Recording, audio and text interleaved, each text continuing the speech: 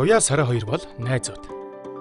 Тэд 3 сарын өмнө илүүдэл жингээсээ салж өөрсдийн сэтгэл санааг өөдрөг болгох шийдвэр гаргасан. Туяа өөрийн хүчээр бүхнийг хийхээр шийдсэн. Гэвч ихэнх хүмүүстэй адил түүнд ч гэсэн тун амаргүй байна. Түүний эргэн тойронд анхаарал сарниулах зүйлс зөндөө байна. Тэрнээс гадна туяад ямар ч дэмжлэг байхгүй. Туяагийн төвчээр алдагдаж улам жин нэмсэн нь гайхмаар зүйл биш юм.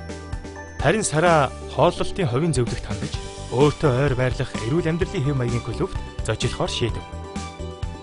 Сара өглөө бүрийг клубтээ хооллох, тэнцвэржүүлсэн хоолоор эхэлдэг бөгөөд энэ нь түүнийг хэрэгтэй бүх шимт хижээл бодисуудаар хангахаас гадна өдрийн турш өлсгөлэн байдлаа хянахад нь тусалдаг. Сара өглөөнөөс эхлэн эрч хүчээр дүүрэн байна. Түүнчлэн клубт Сара өөртөө адил зөв хооллож, жингээ хянах, сэтгэл санаагаа дэвшүүлэхийг хүссэн шин танилуудтай болсон байна. Тэд бие биенээ дэмжиж, хоорондоо мэдээллүүдээ хуваалцсан, амжилтаараа бахархацгааж цагийг хамтдаа сайхан өнгөрүүлдэг. Хооллолтын хувийн зөвлөхийн тусалцаатайгаар Сара өдрийн турш хэрхэн зөв, тэнцвэртэй хооллох талаар олон ашигтай мэдээллүүдийг олж авсан.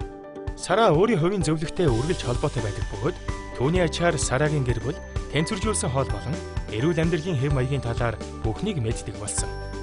3 сарын дараа туяа байрнаасаа хөдөлсөн. Харин Сара хоёр арзмаараар жижиг хувцас өмсдөг болсноос гадна илүү сэргэлэн, эрч хүчтэй болсон байна. Сара одоо клубт өөрийн хооллолтын зөвлөгт тусалж байна. Түүнчлэн бусдад хүссэн бие галбираа олж авахд туслахын тулд өөрийн клубыг нэг талаар тэр бодж байгаа. Та ч гэсэн ирээрэй. Өөрийн амьдралыг илүү сайн сайхан болгож өөрчлөөрэй.